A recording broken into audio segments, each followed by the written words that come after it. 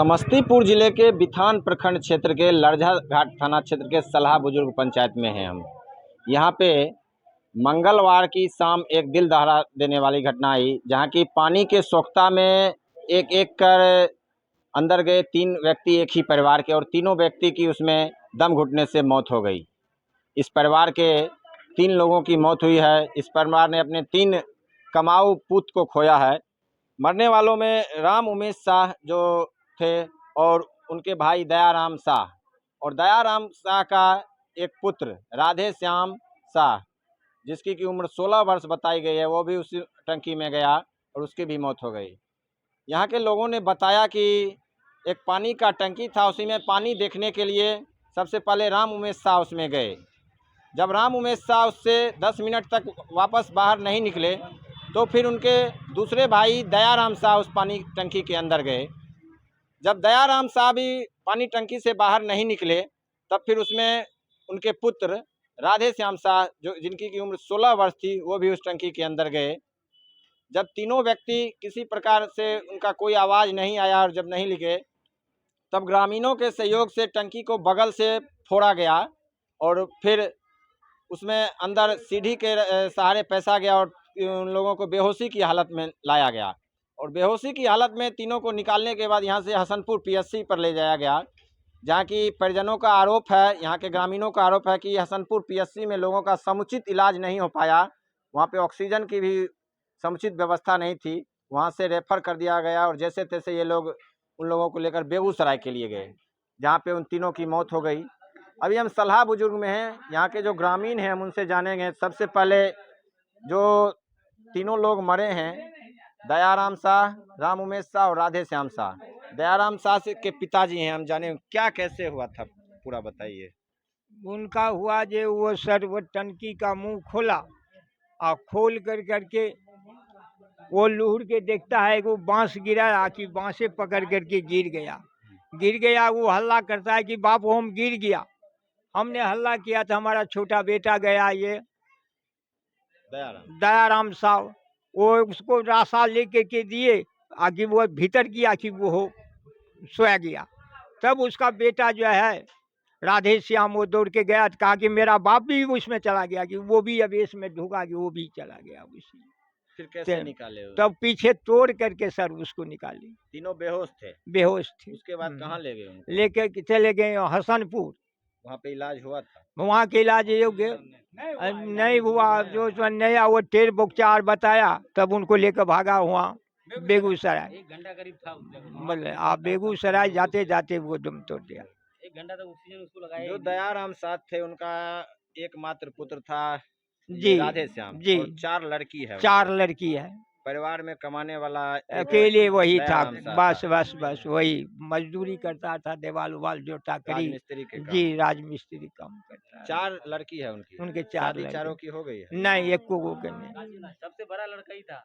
कोई आए हैं, सीओ आए हैं? नहीं, अभी तक नहीं, कोई नहीं, सीओ कर्मचारी कोई भी अभी तक नहीं आए। कोई नहीं आए? कोई नहीं। क्या मांग करते हैं सरकार से, प्रशासन? सरकार से मांग करते हैं कि हमारा समय देख करके 4 पुत्री है हमारा, उसको तो उसको कैसे निभाता होगा बाप?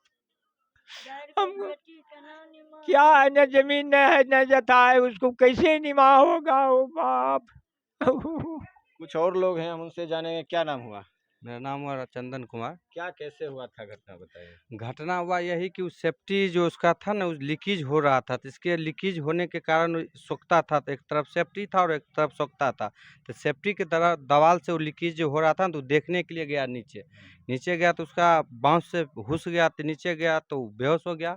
उसमें आवाज़ दिया तो दयाराम साहब गया, तो वो गया नीचे गया, तो वो भी बेहोश हो गया। तो उसमें उसका लड़का भी देखा, तो वो गया, वो भी बेहोश हो गया। तो उसके बाद हल्ला हुआ, तो ग्रामीण लोग फिर आया, तो देखे, तो हम लोग फिर हल्ला सोचे कि उसमें सांस लेने में तकलीफ हो रहा है, इसके कारण जो जा रहा है अंदर रह जा रहा है। तब पीछे से हम लोग दवाल तोड़ के उनको निकालने का कोशिश किए, निकाले। उसके बाद ले गए हसनपुर हसनपुर हॉस्पिटल ले गए, वहाँ पर मेरे साथ एक ऑक्सीजन था यहाँ से जो लेके गए थे, वही ऑक्सीजन मेरा ही ऑक्सीजन से वहाँ का पेशेंट तीनों को ट्रीटमेंट कर रहा था। कभी ये पेशेंट को लगाता था ऑक्सीजन खोल के, कभी वो पेशेंट को लगाता हॉस्पिटल में व्यवस्था सही नहीं नहीं था। वहाँ पर एक भी ऑक्सीजन उन लोग का नहीं था। उस पर हम लोग वहाँ पे दिखाए, तब वहाँ से रेफर कर दिया, 1 घंटा तक रुके। उसके बाद बेगूसराय ले गए तो वहाँ का डॉक्टर बोला ये ख़त्म है, अगर सर तो चल आए। और उसके बाद हम लोग यहाँ आए तो यहाँ अभी तक न CO साहब आए हैं, न विधायक जी आए, न कोई सांसद आए हैं। राजेश वर्मा जी से हम लोग गुहार करते हैं आके इस गरीब आदमी को देख के। इन लोग के पास न 1 कट्ठा ज़मीन है, न कुछ है। सेंटरिंग का काम करता था, मजदूर आदमी था, 6 गो लड़की है, दोनों भाई में कैसे शादी ब्याह का वही है। हम लोग का पंचायत से यही सब सोचते हैं। ये जो परिवार है, जिनके परिवार में मौत हुई है, जी। कैसा परिवार है?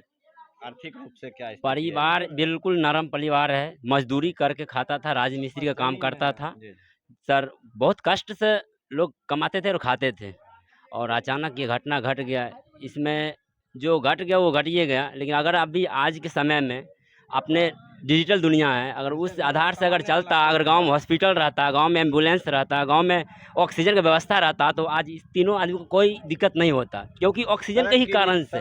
और उसके बाद सड़क, और जितना अगर हम लोग कोई अगर किसी को डिलीवरी अगर हो रहा है, अगर वो रास्ता में जाएगा तो रास्ता में डिलीवरी हो जाएगा। इतना रास्ता को यहाँ कठिनाई करना कौन पड़ता आए है। हैं यहाँ पे? कोई प्रतिनिधि नहीं आया, अभी तक में कोई देखने के लिए नहीं आया, कोई हुल्लकी मारने के लिए कोई किसी को फोन भी नहीं किया कि क्या हुआ, नहीं हुआ। सलाह पंचायत में एक ही पंचायत है, सलाह पंचायत, जो एक ही गांव से एक ही पंचायत है। न सलाह यहाँ पर एम्बुलेंस की व्यवस्था है, ना कोई हॉस्पिटल देख रहे हैं, ना कोई ऑक्सीजन की व्यवस्था है। कम से कम हॉस्पिटल एम्बुलेंस तो चाहिए गाँव में इमरजेंसी के लिए। अगर अभी ऑक्सीजन का जरूरत था, अगर यदि एम्बुलेंस रहता उसमें तो ऑक्सीजन रहता ना सर, कुछ देर के लिए तो उसको ऑक्सीजन लगाया जाता। नाजुक बच्चा था, 15 साल का बच्चा था, सब तो यंगे लड़का था। हम लोग सरकार से यही गुजारिश करते हैं, गरीब आदमी का निश्चित तौर पर 2025 का विधानसभा चुनाव होने वाला है। नेता आएंगे, मातम पोशी करेंगे और यहाँ से चले जाएंगे, लेकिन जब एक परिवार को अभी उनकी ज़रूरत है तो यहाँ पे इनको देखने वाला कोई नहीं है। चाहे वो प्रशासनिक स्तर के पदाधिकारी हों, अंचलाधिकारी हों, राजस्व कर्मचारी हों, इन लोगों के द्वारा बताया गया कि ना ही यहाँ पे अभी तक राजस्व कर्मचारी आए हैं, ना ही अंचलाधिकारी आए हैं। इन लोगों का सुधि लेने वाला कोई नहीं है। दयाराम शाह, जिनका कि मात्र एक पुत्र था, राधे श्याम शाह, उसकी मौत हो चुकी है और दयाराम शाह की भी मौत हो चुकी है। दयाराम शाह की 4 पुत्रियां हैं और चारों अविवाहित हैं, छोटी छोटी है। अब उनके शादी का जिम्मा कैसे होगा? भूमिहीन परिवार, ये लोग मजदूरी करके अपना भरण पोषण करते थे, राजमिस्त्री का काम करते थे, और एक सदमे में, एक हादसे में ये परिवार है। इस हादसे में इस परिवार ने अपने 3 लोगों को खोया है, लेकिन अभी तक यहाँ ना ही कोई जनप्रतिनिधि, ना ही कोई यहाँ के जो सांसद हैं या विधायक हैं, ये सब भी नहीं पहुँचे, और ना ही कोई प्रशासनिक पदाधिकारी। निश्चित तौर पर ये पंचायत प्रखंड मुख्यालय या जिला मुख्यालय से काफ़ी दूर है। यहाँ से हसनपुर या बिथान जाने के लिए लोगों को सोचना पड़ता है। जो सड़क की स्थिति है वो काफ़ी भयावह है। यहाँ पैदल लोगों को जाने में ठेस लगता है। दिन में आप उस सड़क पे पैदल नहीं चल सकते हैं, लेकिन विधायक जीतते हैं, सांसद जीतते हैं, और इन लोगों को देखने वाला कोई नहीं है।